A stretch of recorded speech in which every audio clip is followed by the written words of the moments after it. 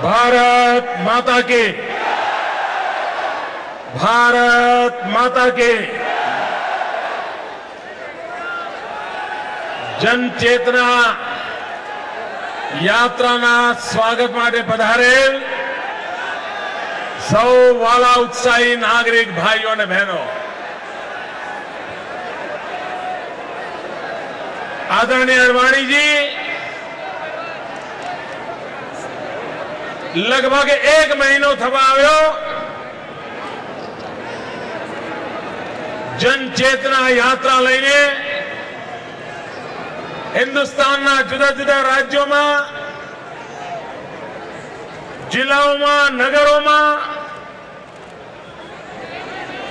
યાત્રા કરતા કરતા આજે ગાંધીનગર લોકસભા ક્ષેત્રમાં એમના મંત્રીસ્થાનમાં પધાર્યા છે। આવતીકાલે આદરણીય અડવાણીજીનો જન્મદિવસ છે।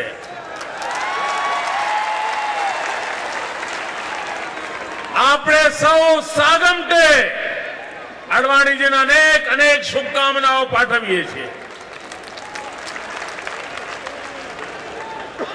ભાઈઓ બહેનો, આ દેશમાં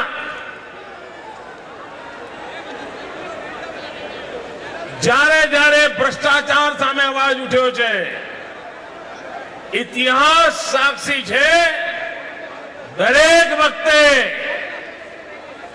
લડાઈ કોંગ્રેસ વિરુદ્ધ, ભ્રષ્ટાચાર વિરુદ્ધ લડનારાઓની બની છે। હંમેશ માટે એક પક્ષે કોંગ્રેસ એની એ રહી છે અને સામે પક્ષે ભ્રષ્ટાચાર સામે લડનારા જુદા જુદા સમયે જુદા જુદા લોકો નેતૃત્વ કર્યું હોય, પરંતુ હંમેશા લડાઈ કોંગ્રેસ સામે લડવી પડી છે।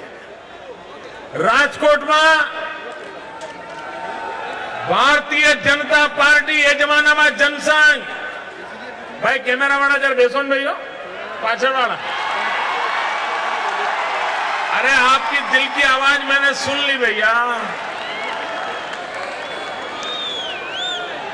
भाइयों बहनों, राजकोटમાં जनसंघના જમાનામાં શ્રદ્ધેય કેશુભાઈ પટેલના નેતૃત્વમાં જે દિવસે ભારતીય જનતા પાર્ટીએ વિજય યાત્રાની પ્રારંભ કર્યો હતો, રાજકોટ કોર્પોરેશનમાં ભાજપના 26 કોર્પોરેટર ચૂંટાયા હતા, કોંગ્રેસના 25 કોર્પોરેટર ચૂંટાયા હતા, પણ કોંગ્રેસ પાર્ટીએ કાવા દાવા કરીને, ભ્રષ્ટ આચરણ કરીને, પક્ષાંતર કરાવીને ભાજપના એક કોર્પોરેટરને ખરીદીને ભાજપની કોર્પોરેશન તોડવાનું પાપ કર્યું હતું। અને એ વખતે ચિમનભાઈ શુક્લના નેતૃત્વમાં રાજકોટની ધરતી પર ઉપવાસનો આરંભ કર્યો હતો।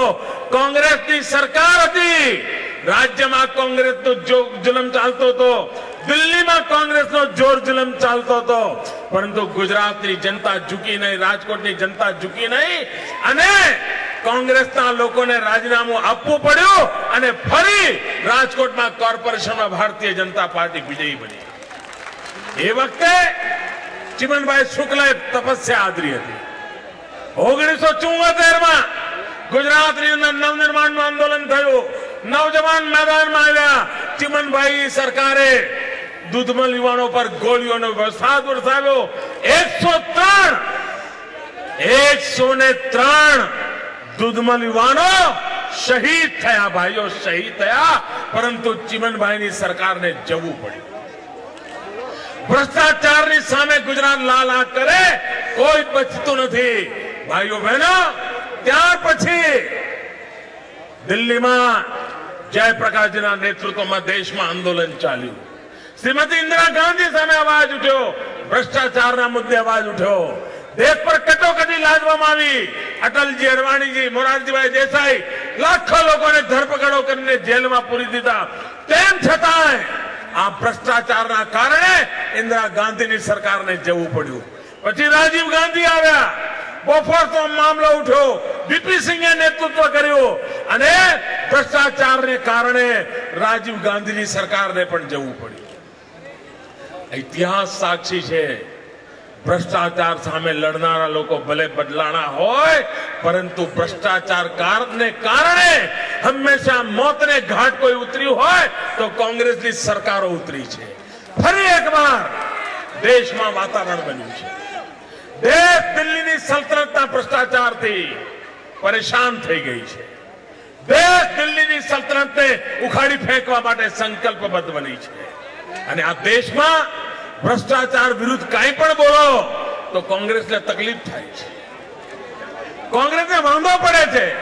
ભાઈઓ બહેનો, આ ભ્રષ્ટાચાર સામે લડાઈ લડવી જોઈએ કે નહીં? આ ભ્રષ્ટાચાર જવો જોઈએ? ખોંખારીને બોલો ભાઈઓ. આ દિલ્હીના દરબારના કાન ભેરા છે, જરા સંભળાય એમને. આ ભ્રષ્ટાચાર જવો જોઈએ? આ ભ્રષ્ટાચાર ખતમ થવો જોઈએ? આ ભ્રષ્ટાચારી સરકારો જવી જોઈએ? આ ભ્રષ્ટાચારીઓને કાયદાની તરે પર સજા થવી જોઈએ? જે કામ તમે ઈચ્છો છો એ કરવા માટે અડવાણીજીએ આ ઉંમરે તપસ્યા યજ્ઞ આદર્યો છે. આપણું જે સપનું છે એ સપનું પૂરું કરવા માટે અડવાણીજી નીકળ્યા છે. ભાઈઓ બહેનો, હિન્દુસ્તાનનું કાળું નાણું વિદેશી બેંકોમાં પડ્યું છે. આ કાળું નાણું પાછું લાવવું જોઈએ ભાઈઓ. ખોંખારીને બોલો યાર, ઢીલા ના પડો. કાળું નાણું પાછું લાવવું જોઈએ. જોરથી બોલો, કાળું નાણું પાછું લાવવું જોઈએ. તમારામાંથી કોઈને વાંધો હોય તો હાથ ઊંચો કરો. નથી ને? તમને શું કરવા વાંધો હોય ભાઈ? તમારું કઈ જવાનું છે? તમારું જવાનું હોય તો તકલીફ પડે ને ભાઈ. જો તમારું કઈ જવાજુ ના હોય તો તમને કાળું નાણું પાછું આવે માં રસ પડે કે ના પડે? પણ કોંગ્રેસને નથી પડતો, કારણ એમનું જ બધું જવાનું છે. માટે કોંગ્રેસ વિરોધ કરે છે. માટે કોંગ્રેસ વિરોધ કરે છે કે કાળું નાણું પાછા લાવવામાં વાંધો. ભાઈઓ બહેનો, આ દેશને વેચી ખાધો છે. આ લોકો વેચી ખાધો છે અને કોઈ એમને કહેનારું નથી રહ્યું. છાંટતા થયા છે, બેફામ થયા છે. આજે આપણે ગુજરાતમાં ચારે દિશામાં વિકાસ જોઈએ છે. શેના કારણે? કોઈ પણ દિશામાં 25 કિલોમીટર જાઓ, ક્યાંક રસ્તો બનતો હશે, ક્યાંક પુલ બનતો હશે, ક્યાંક તળાવ ખોદાતું હશે, કોઈ ને કોઈ વિકાસનું કામ ચાલે છે. ગમે તે દિશામાં જાઓ 25 કિલોમીટર. ગામડામાં બધા ગેડિયાઓ ભેગા થાય ને તો ખાટલે બેઠા બેઠા હોકો પીતા પીતા વાતો કરે છે. લોકો કહે છે, આ મારો વાલો મોદી એટલા રૂપિયા લાવે છે ક્યાંથી?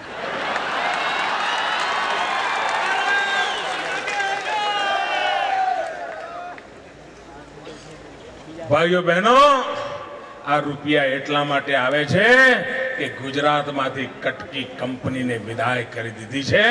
એના કારણે આ રૂપિયા આવે છે અને એના કારણે વિકાસ થાય છે. જો ભ્રષ્ટાચારને રોકવામાં આવે તો વિકાસ થઈ શકતો હોય છે. ભાઈઓ, ક્યારેય પૈસાની તકલીફ પડતી નથી હોતી. અને 10 વર્ષના મારા શાસનના અનુભવથી કહું છું કે ભ્રષ્ટાચાર વગર પણ સરકાર ચલાવી શકાય છે, જનતાની સેવા કરી શકાય છે. આ દિલ્હીની સલ્તનતને હું કહું છું. કેવા કેવા ગોટાળા! હસન અલી 80,000 કરોડ. અને હિન્દુસ્તાનમાં મહારાષ્ટ્રની સરકાર કે દિલ્હીની સરકાર એને આંગળી અડાડવા તૈયાર નહીં. મિત્રો, જાહેર સભામાં હું દિલ્હીની સલ્તનતને આહ્વાન કરું છું, અગર તમારી દિલ્હીની સરકારમાં દમ હોય તો હસન અલીના કેસની જેને તપાસ કરી હતી એ પોલીસ અધિકારીને તમે સસ્પેન્ડ કેમ કર્યો એની જાણકારી દેશની જનતાને કરો. મારી બીજી માંગણી છે, એમ કહેવાય છે કે હસન અલીની તપાસ કરનાર પોલીસ અધિકારી પાસે હસન અલીની એક રાજનેતા સાથેની વાતચીતની ટેપ એની પાસે હતી અને કોંગ્રેસના મિત્રોને દિલ્હીમાં ભય હતો કે આ ટેપ એને કોકને આપી છે એટલા માટે પોલીસ ઓફિસરને આ મહારાષ્ટ્રની સરકારે સસ્પેન્ડ કર્યો છે. આ હસન અલી જોડે વાત કરનાર કોણ કોંગ્રેસના રાજનેતા હતા દેશની જનતા જાણવા માંગે છે. આ 80,000 કરોડના ગોટાળામાં આ દિલ્હી સલ્તનતથી કોણ જોડાયેલો હતો એ દેશ જાણવા માંગે છે. ભાઈઓ બહેનો, આ વિરાટ જનમેદની ક્યાંય ચૂંટણીના વાવડ નથી, નામો નિશાન નથી, પણ ભ્રષ્ટાચાર સામેનો આક્રોશ કેવો છે આ વિરાટ જનમેદનીથી દેખાય છે. મિત્રો, વાપી અહીં સુધી ચારે તરફ આ જન સમર્થનમાં જન આક્રોશના દર્શન થયા છે. દેશ હવે ભ્રષ્ટાચાર સહન કરવા તૈયાર નથી અને આ દેશનો જવાનીઓ કોઈ કાળે ભ્રષ્ટાચારને કે ભ્રષ્ટાચારીઓને સહન કરવાનો નથી. અને એવે સમયે અડવાણીજીએ જે તપસ્યા આદરી છે એ તપસ્યાને ગુજરાતનું પૂરેપૂરું સમર્થન છે. આખું ગુજરાત ખભે ખભો મિલાવીને અડવાણીજી આપની પડખે ઉભો છે. આપે જે એક અત્યંત સાત્વિક કામ માથે લીધું છે, ઈશ્વર પણ આપની પડખે છે. અને મને વિશ્વાસ છે કે જે લોકો ભ્રષ્ટાચાર સામેની લડતોને ખતમ કરવા નીકળ્યા છે એમનો ખાત્મો આ જનતા જનાર્દન કરીને રહેશે. ફરી એકવાર અડવાણીજીનું સ્વાગત કરું છું. આવતીકાલે એમના જન્મદિવસ માટે શુભકામનાઓ પાઠવું છું અને ભ્રષ્ટાચાર સામેની લડત, કાળું નાણું લાવવાની લડત, એમાં અડવાણીજી યશસ્વી થશે એવી પૂરી શ્રદ્ધા સાથે આદરણીય અડવાણીજીને વિનંતી કરું છું આપણા સૌનું માર્ગદર્શન કરે.